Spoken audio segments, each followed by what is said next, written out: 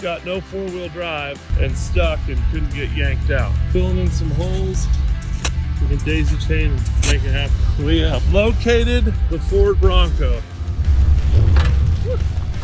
No problem. Well, it is 7 a.m. on a Saturday morning, and yesterday we got a phone call from a couple customers that said that their new Bronco lost four-wheel drive out in the snow, middle of a snowstorm. You know, Bronco kids, they got one of them new Broncos. 7:27 in the morning, heading up Highway 80, and we're in the 392. Here we are, Bowman Lake Road, just turned off the highway. One thing we forgot was the water to wash the windows. We'll see how that works out. All right, so this rescue, they got stuck yesterday about 3 o'clock, right when the storm hit and was dumping about a foot of snow. They were in a new Bronco, 2023, I believe, and the electronics kind of went haywire, and there was no front wheel drive on the side of a hill, kind of wedged into a water bar. Wasn't like really deep snow, but the snow was coming in, so they couldn't tow it. It was too hard with the two other rigs, one on 42s, one on 37s.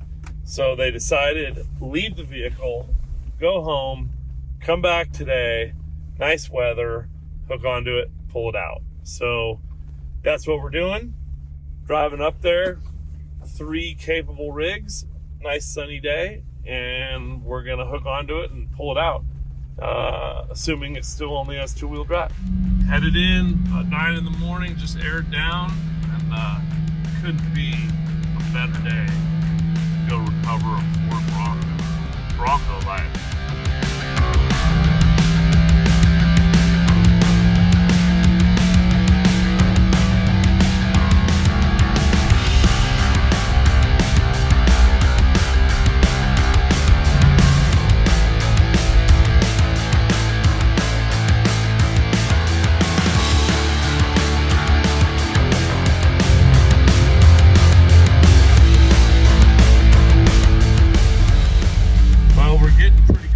To it, we've just turned off on this fire road, and it's right up here.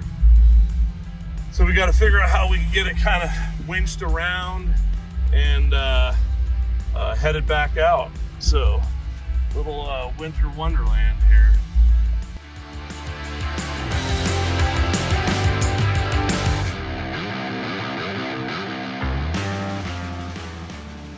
Hey Austin, what'd you find? Found a Ford Bronco. So we've made it up to the Bronco. Ooh, look at that quarter panel damage there. That's tough. So apparently the electronics went wild and it lost 4-wheel drive. So we're gonna see if we can start it and have 4-wheel drive back right now. Should we disconnect the winch? Nah, he can hold it there. We're good, because we might have to use it. Okay, I'll turn all the way this way. So yeah, you're in 2-wheel drive still. Okay, so I wanted him to bring the front end around and then pull him back. Tried to go to that tree, that little tree right there, try to swing it around and just bent over. Okay, we're gonna yank it, get it to the top of the hill. All right, so we got it unstuck. You're using that kinetic rope, huh? From Factor 55? Oh yeah. And worn. Makes for a nice smooth pull. Got the WFO Tacoma. Bronco definitely does not have any front wheel drive, so something wrong with the electronics for sure. Well, here's the situation. That one's buried. That one's dead.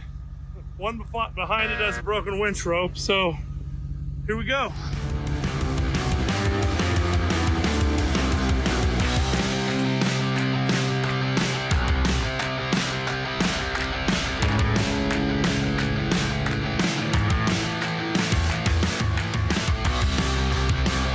Nice and slow, inches at a time. Inches at a time. Easy, don't spin the tires.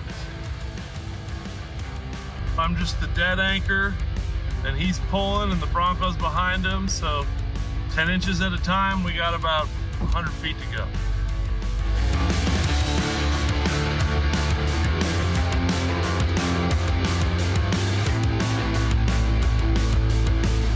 Well, just like that, we're at the top of the hill. There is the 392, the Toyota. the Bronco, still only in 2-wheel drive. Rig that goes in the back, can't lose on 42s, JK. We're here at the top of the hill, and we're having a victory banquet beer. And there's Bowman Lake right there. What a beautiful day up here in the Sierras. There's the broken one. And she's getting pulled by the Toyota. What a day. On our way out now. Got the crew in tow, and we're headed out a different way we came in so we don't have to go back up the hill. It's already been quite a bit of winching and daisy chaining, but no problem. So off the hill we go.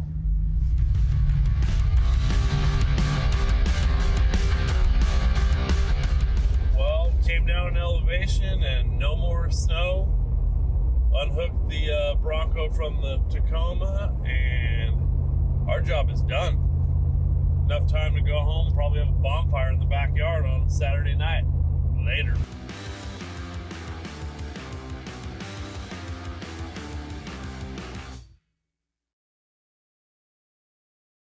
All right, so we got the Bronco back in the shop, and we went ahead and ordered new RCVs for it. And Doobie's putting them in right now because it ended up that the driver's side front RCV was broken. Doobie, wiggle that thing around. Show me what that thing does. Yeah, and it just spins on itself, huh? Not supposed to do that. So something in there is broken on the RCV. So we're gonna take it apart right now and see.